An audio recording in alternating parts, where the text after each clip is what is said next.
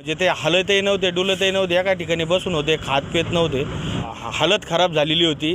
थंडीने ते काकडत होते, वल्ले झालेले. शिर्डी येथे गणेश भाऊंना कॉन्टॅक्ट केला, गणेश भाऊ दळवी यांना, आणि त्यांना आम्ही विनंती केली. त्यांनी लगेच गणेश भाऊंना फोन करून, गणेश भाऊ दळवींना फोन करून बोलवलेले. आणि त्यांनी खरंच एक अर्धा तासात गणेश भाऊ या ठिकाणी आले. आणि यापुढील अशाच प्रसंगाला आम्ही ज्यावेळेस तुम्हाला बोलू त्यावेळेस तुम्ही यावा अशी मी तुम्हाला विनंती करतो. तेव्हा आपण कधीही मला आवाज द्या, मी नक्की तुमच्यासाठी या ठिकाणी हजर राहील. धन्यवाद. राहाता शहरातील मध्यवर्ती ठिकाणी पोलीस स्टेशनच्या शेजारी काही दुकानदारांनी कपड्यांची दुकाने थाटली असून दररोज सकाळी आपला व्यवसाय सुरू करून दिवसभर व्यवसाय झाला की सायंकाळच्या वेळी ते दुकानदार आपल्या घरी निघून जातात. मात्र गेल्या 2 दिवसांपासून त्या माणुसकी जिवंत असलेल्या काही दुकानदारांची पावले घराकडे जाताना पुन्हा पुन्हा दुकानाकडे वळत होती. त्याचं कारणही तसं होतं. एक 50शीच्या घरातील अनोळखी पुरुष शरीरानं क्षीण झालेला, गेल्या कित्येक दिवसांपासून कदाचित पोटात अन्न नसल्यानं अंगात त्राण नसलेल्या, अंगावर ठिकठिकाणी जखमा, पाय सुजलेले आणि आजारपण असल्याने मलमूत्रानं कपड्यांची दुर्गंधी येत असलेल्या व्यक्ती त्यांच्या दुकानाजवळ बसलेला कधी पहुडलेला दिसून येत असल्यानं त्यांच्या या अवस्थेची ओम पानसरे, नितीन सणासे, नवनाथ मुर्तडक, मयूर आमकर, आकाश सणासे, अवी सणासे, राम पानसरे, मनोज आव्हाड आणि अनिकेत तुपे यांना क्यू आली आणि त्यांच्यातील माणुसकी जागी झाली. थंडीनं कुडकुडत असलेल्या व्यक्तीला त्यांनी गरम पाणी करून घेत स्वच्छ आंघोळ घातली व नवे कपडे घालून त्याला चहा, बिस्किट आणि नाश्ता खाऊ घातला. आणि कदाचित बेळगाव, कर्नाटक भागातून पायी प्रवास करत येत थेट राहत्यात आलेला अनोळखी व्यक्ती शब्दसुद्धा बोलत नव्हता. तो चक्क बोलू लागला. मात्र भाषेची अडचण येत असल्याने सदर तरुणांना काही कळेना. मात्र त्याच्या चेहऱ्यावर आलेल्या समाधानाचे भाव त्यांना सर्व काही सांगून जात होते. मात्र तो इतक्या लांब आला कसा, त्याला आणून कोणी सोडले का, हे प्रश्न मात्र अनुत्तरितच होते. ह्या सर्व प्रकार सुरू असताना त्या ठिकाणी पुण्यनगरीचे संवेदनशील पत्रकार दिलीप खरात आणि माजी नगरसेवक राजेंद्र अग्रवाल, ॲडव्होकेट रामनाथ सदाफळ, गणेश निकाळे यांच्यासह शहरातील काही जागरूक नागरिकसुद्धा आले. या सर्वांनी तरुणांच्या ह्या मानवतेच्या कार्याबद्दल त्यांचं कौतुक केलं. मात्र यापुढे काय, या व्यक्तीला न्यायचे कुठे, असा मोठा यक्ष प्रश्न असताना म्हणतात ना, किसी काम को सच्चे दिल से करो तो पूरी कायनात तुम्हारे काम को पूरा करने में जुट जाती है. तसाच काहीसा प्रत्यय घडला आणि शिर्डीतील पत्रकार काही कामानिमित्त तेथे आले असताना त्यांच्या कानावर सदर प्रकार गेला आणि त्यांनी लागलीच साई आश्रय अनाथ आश्रमाचे संस्थापक गणेश दळवी यांना संपर्क करत त्यांना राहता येथे येण्याची विनंती केली. आणि समाजसेवेचा वसा हाती घेतलेले गणेश दळवी चक्क रात्री 10 वाजता आपल्या संस्थेची रुग्णवाहिका घेऊन आपल्या सहकाऱ्यांसह राहता शहरात हजर झाले आणि त्या व्यक्तीची विचारपूस करून त्याला आपल्या आश्रमात घेऊन गेले. इतक्या रात्री अनोळखी व्यक्तीला घेऊन जाण्यासाठी गणेश दळवी यांनी दाखवलेली तत्परता उपस्थित प्रत्येकाच्या मनाला भावून गेली आणि त्यांनी गणेश दळवी यांच्या या साई सेवेच्या कार्याचं मनापासून कौतुक करत त्यांचा शाल देऊन सत्कार केला.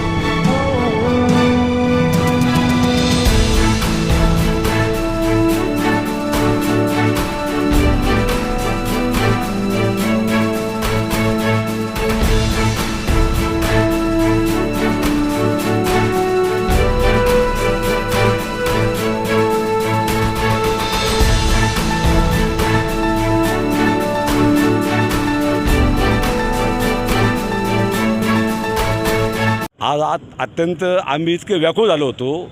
तो जो इसम होता तो ओळखीचा नाही, काहीच नाही, त्याची भाषा समजत नव्हती. आणि आज हे जे राहते शहराला जे कार्यकर्ते, तरुण कार्यकर्ते, त्यांनी आज इतकं मोलाचं काम केलेलं आहे. आणि त्याच वेळेस प्रशांत अग्रवाल या ठिकाणी राहते ते आले असताना कामानिमित्ताने त्यांना आम्ही विनंती केली तर त्यांनी लगेच गणेश भाऊंना फोन करून, गणेश भाऊ दळवींना फोन करून बोलवलेले आणि त्यांनी खरंच एक अर्ध्या तासात गणेश भाऊ या ठिकाणी आले आणि सदर इसमाची आज तरी चौकशी केली. त्याच्या हातापायाला ठोसा लागलेला आहे, चालून चालून त्याचे पाय वगैरे सुजलेले आहे आणि स्वतः गणेश भाऊ असतील सर्व कार्यकर्ते ही परिस्थिती पाहून सर्व हेळवून गेले. त्याला चहा पाणी केला, त्यांना पाणी वगैरे पाजलं. आता प्रशांत भाऊनीसुद्धा आम्हाला खूप मदत केली. आम्ही गणेश भाऊ दळवींचं आणि प्रशांत भाऊ अग्रवालचं मी सर्व या कार्यकर्त्याच्या वतीने मी तुमची सततचे आभारी आहे आणि यापुढील अशाच प्रसंगाला आम्ही ज्यावेळेस तुम्हाला बोलू त्यावेळेस तुम्ही यावा अशी मी तुम्हाला विनंती करतो. मी नितीन अरुण सलांसे राहता येथील रहिवासी असून राहत्याला हायवेच्या कडेला मी रस्त्याच्या कडेला छोटासा व्यवसाय करतो. व्यवसाय करत असताना माझ्या दुकानाच्या बाजूला कालपासून एक ग्रस्त एका ठिकाणी बसलेल्या अवस्थेत कंटिन्यू एकाच ठिकाणी बसलेल्या अवस्थेत दिसले. ते त्यांची म्हणजे ते हलतही नव्हते, डुलतही नव्हते, एका ठिकाणी बसून होते, खात पेत नव्हते. आज नंतर आमच्या लक्षात आल्यानंतर आम्ही विचारपूस केली. त्यांची भाषा वेगळी असल्यामुळं जास्त संभाषण झालं नाही, पण एक लक्षात आलं का त्यांना खाण्याच्या वस्तूची गरज आहे, पिण्याची गरज आहे आणि त्यांनी एका ठिकाणी बसलेलं असल्यामुळं त्यांची सगळी हालत खराब झालेली होती. थंडीने ते काकडत होते, ओल्ले झालेले, लघवीने विष्टेने हे होते. तर मग आम्ही माझ्या मित्रपरिवाराने मी असं ठरवलं की त्यांना आंघोळ घालून, त्यांना व्यवस्थित कपडे वगैरे घालून आणि त्यांची काहीतरी दवाखान्याची सोय करू असे. पण त्या दरम्यान आम्हाला साई न्यूजचे संपादक भेटले. त्यांनी गणेश भाऊंना शिर्डी येथे गणेश भाऊंना कॉन्टॅक्ट केला, गणेश भाऊ दळवी यांना, आणि त्यांना आंघोळ वगैरे घातल्यानंतर त्यांना त्या साई आश्रया या आश्रमशाळेमध्ये रवाना करीत आहे. त्याच्यासाठी सगळे मित्रपरिवार आम्ही उपलब्ध आहे. गणेश भाऊंचे धन्यवाद आणि साई न्यूज 24चे सगळ्यात जास्त प्रशांत अग्रवाल भाऊ यांचे धन्यवाद.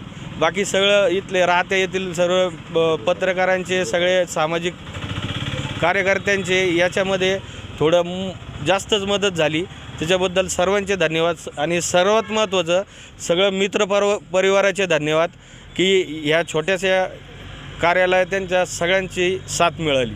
ओम साईराम. आज आपल्या राहता परिसरामध्ये पोलीस स्टेशनच्या अगोदरच या ठिकाणी रस्त्याच्या कडेला एक बेवारस रुग्ण म्हणता येईल आपल्याला, ते या ठिकाणी सापडले आणि आपल्या राहता येथील जे नागरिक आहेत त्याच्यामध्ये राजूभाऊ असतील, नितीन भाऊ असतील, अशा अनेक मंडळी या ठिकाणी उपस्थित झाले आणि त्यांनी त्या रुग्णाची विचारपूस केली आणि त्यांना जेव्हा कळलं की हा माणूस खूप लांबून या ठिकाणी चालत आलेला आहे. हा जवळजवळ बेळगाव या ठिकाणाहून या ठिकाणी चालत आलेला आहे. जवळजवळ 500 किलोमीटर हा चालत आला. मग कशा पद्धतीने आला असेल, कशा ऊन वारा पावसाच्या ह्याच्यात आला असेल हे न सांगता येणारं. आणि त्यांची आजची परिस्थिती अशी की त्यांच्या पाठीमागं काही जखमा झालेल्या आहेत, पाय सुजलेले आहेत, पोटामध्ये अन्न नव्हतं आणि त्यातनं अशक्तपणा त्यांच्या शरीरामध्ये होता. आणि अशा वेळेस या सर्व कार्यकर्त्यांनी, सर्व मंडळींनी एक समाजसेवा म्हणून, साईबाबांची सेवा म्हणून त्यांचं या ठिकाणी स्वच्छ त्यांना आंघोळ घातली, त्यांना चहा पाणी केला, त्यांना नाश्ता दिला, त्यांना चांगले स्वच्छ कपडे घातले. आणि खरोखरच हीच साईबाबांची सेवा मला असं वाटतं. आणि नेमकंच 10 मिनटापूर्वीच मी राहत येऊन गेलो भाजीपाला घेऊन इथून, आणि शिर्डीत पोहोचल्यानंतर मला प्रशांत भाऊचा फोन आला की असं व्यक्ती आहे की जे आजारी आहेत आणि खूप लांबून आलेले आहे, निराधार आहेत. तर मी त्यांना एकच सांगितलं की मी फक्त भाजीपाला घरी ठेवतो आणि ॲम्ब्युलन्स घेऊन या ठिकाणी येतो. आणि तेवढ्या वेळात मी इथे पोहोचलो आणि खरोखर बघितलं तर परिस्थिती खूप दयनीय आहे. आपल्याला खरोखर माणुसकी अशा ठिकाणी आपण दाखवली पाहिजे. अशा सामाजिक कार्यामध्ये अग्रेसर होऊन आपण समाजाला हातभार लावला पाहिजे. असे जे निराधार लोक असतील यांना सहकार्य करण्याची खरोखर खूप गरज आहे. आपल्या साई आश्रयामध्ये असेच 260 त्याच्यामध्ये मुलं मुली असतील, मनोरुग्ण असतील, आजी आजोबा असतील, निराधार महिला असतील, अशा लोकांचा त्या ठिकाणी समावेश झालेला आहे. ही शिर्डी पंचक्रोशी राहता तालुका असेल, अहमदनगर जिल्हा असेल, आपल्या साई आश्रयामध्ये अनेक वेगवेगळ्या ठिकाणाहून त्या ठिकाणी लोक आलेले आहेत. कारण एक बाबांवर विश्वास, लोकांचा एक अतूट विश्वास आहे आणि त्यांना नक्कीच खात्री वाटते की शिर्डीत आल्यानंतर आपल्याकडे अजून एक वृद्धाश्रम आहे, मतिमंद शाळा असेल, आपलं साई आश्रय असेल, अशा ठिकाणी नक्कीच त्यांना त्या ठिकाणी घेतलं जातं आणि त्यांची काळजी देखील घेतली जाते. फक्त निराधार आणि अशा लोकांनाच आपण आश्रय देण्याचं ठरवलेलं आहे. तेव्हा आपण कधीही मला आवाज द्या, मी नक्की तुमच्यासाठी या ठिकाणी हजर राहील. प्रतिनिधी प्रशांत अग्रवालसह सुवर्णा ताकटे, साई न्यूज शिर्डी. खुश खबर, खुश खबर, खुश खबर. शिर्डी येथील साई गुरुकुल इंग्लिश मीडियम स्कूलचे शैक्षणिक वर्ष 2024-2025 साठी प्रवेश प्रक्रिया सुरू झाली असून आजच आपल्या पाल्याचा प्रवेश निश्चित करा. त्वरा करा. Play group nursery, junior KG, senior KG, इयत्ता पहिली ते इयत्ता 10वी 100% निकालाची परंपरा असलेली संस्था. नवीन भव्य इमारती, डिजिटल क्लासरूम, विविध खेळांची सुविधा, अनुभवी शिक्षक वृंद, स्पोकन इंग्लिशवर भर, पुस्तकांबरोबर प्रत्यक्ष अनुभवातून शिक्षण, सांस्कृतिक कार्यक्रम यांसह विविध वैशिष्ट्ये असलेली अग्रणी स्कूल. तर त्वरा करा. आजच आपला प्रवेश निश्चित करा. ठिकाण Sai Gurukul English medium school, Shirdi, Pimpalwadi road, Shirdi. संपर्क चेअरमन प्राध्यापक तानाजी वामनराव गोंदकर पाटील, प्राध्यापक सौ कुऱ्हे मंगला एन.